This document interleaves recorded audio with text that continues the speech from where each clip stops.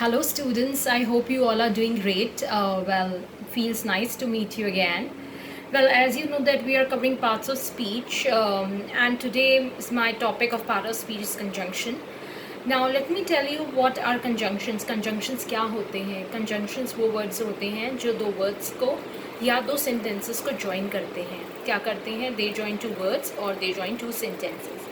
For example, if I say in front of you a sentence that God made the country and man made the town.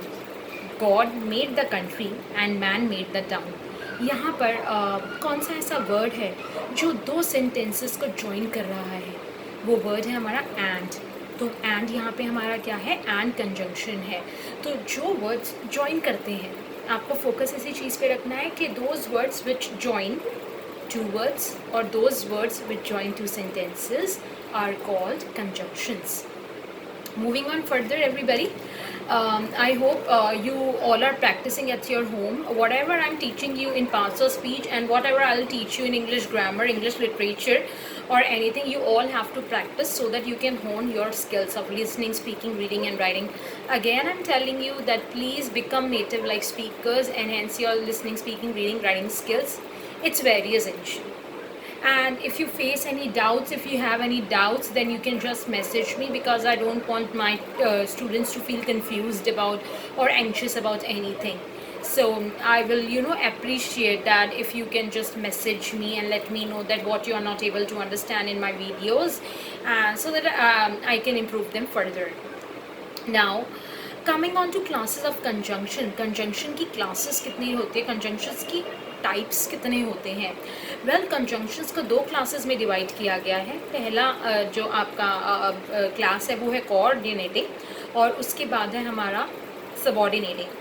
Well, एक sentence अगर मैं आपके सामने बोलती हूँ कि birds fly and fish swim. Birds fly and fish swim, यहाँ पर जो है दोनों ही सेंटेंसेस को आप अलग अलग भी पढ़ सकते हो. जैसे birds fly and fish swim, उसको आप ऐसे भी पढ़ सकते हो, बर्ड्स फ्लाई फिश स्विम. तो जो कंजंक्शन ऐसे दो सेंटेंसेस को ज्वाइन करते हैं जो इक्वल टाइप के ही होते हैं. देखो, बर्ड्स फ्लाई फिश स्विम, इन दोनों को किसी की ज़रूरत नहीं है इनको मिलाने के लिए. तो जो दो सेंटेंसेस एक तरीके के ही होते हैं, इक्वल रैंक के होते हैं, उनको हम कहते हैं कोऑर्डिनेटिंग. कोऑर्डिनेटिंग का मतलब होता है ऑफ इक्वल रैंक. अब चीफ कोऑर्डिनेटिंग कंजंक्शंस कौन कौन से होते हैं? एंड होता है, बट होता है, फॉर होता है, और होता है और नॉर होता है. सबसे पहले कोऑर्डिनेटिंग कंजंक्शन के 4 टाइप्स होते हैं. पहला होता है क्यूमुलेटिव और कॉपुलेटिव, जो एक स्टेटमेंट में दूसरी स्टेटमेंट को बस ज्वाइन कर देता है. जो क्या करता है? एक स्टेटमेंट में दूसरी स्टेटमेंट को ज्वाइन कर देता है. जैसे we carve not a line and we raise not a stone. ना हमने कोई लाइन कार्व करी और ना ही हमने कोई स्टोन रेज किया. तो एक स्टेटमेंट में दूसरी स्टेटमेंट बस ऐड कर रहा है, तो उसको हम कहते हैं क्यूमुलेटिव. फिर हमारा सेकंड होता है एडवर्सेटिव. एडवर्सेटिव क्या होता है? जो कॉन्ट्रास्ट बताता है टू स्टेटमेंट्स के बीच में. जैसे कि ही इज़ स्लो, वो धीरे है, बट ही इज़ श्योर, पर वो श्योर है हर चीज़ के लिए. उसके बाद है हमारा डिसजंक्टिव और ऑल्टरनेटिव. वो हमें चॉइस के लिए बोलता है. दो ऑल्टरनेटिव्स में से, दो विकल्प में से वो चॉइस के लिए हमें बोलता है. जैसे कि शी मस्ट वीप और शी विल डाई. उसे रो देना चाहिए, नहीं तो वो मर जाएगी. स्टूडेंट्स, इसके बाद जो है हमारा वो है हमारा इलेटिव कंजंक्शन.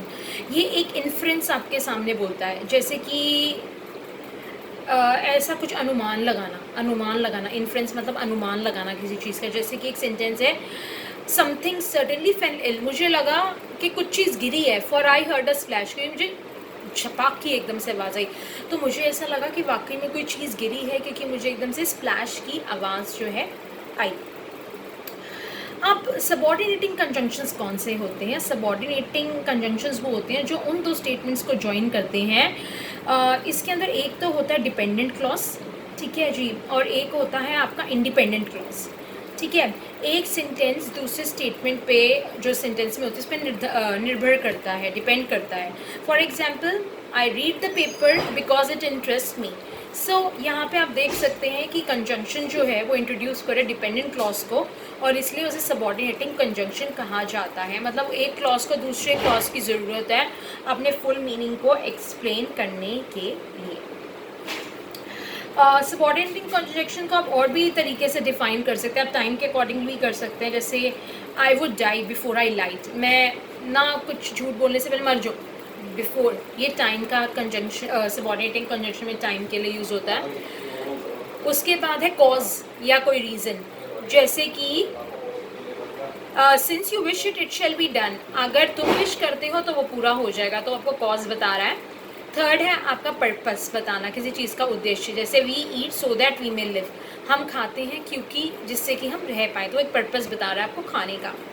उसके बाद रिजल्ट, किसी चीज़ का कॉन्सिक्वेंस, जैसे कि वो इतना ज़्यादा टायर्ड था कि वो बहुत मुश्किल से खड़ा हो पा रहा था, he was so tired that, okay. उसके बाद है कंडीशन, स्थिति, जैसे कि Ram will go if Hari goes, अगर राम चाहता है तो हरी भी चल जाएगा। एक आपके सामने कंडीशन बता रहा है, एक स्थिति को बताया जा रहा है। और उसके बाद है किसी चीज़ को कंपेयर करना, जैसे कि ही स्ट्रॉन्गर देन रुस्तम, तो यहाँ पे जो देन है वो यूज़ है कंपैरिजन के लिए। So students, this was it for today, this was my video for today. I hope you all have understood it. In this video I have covered about conjunctions, and I have also covered about types of conjunctions. Again I'm telling you that if you face any problem, do message me. Eat healthy, stay fit, help others, be the kindest person on earth. Take care of your parents, take care of each and everyone with whom you come in contact with. Do good deeds, and I'll be meeting you tomorrow with another video. Till then, eat well, sleep well. Bye for now.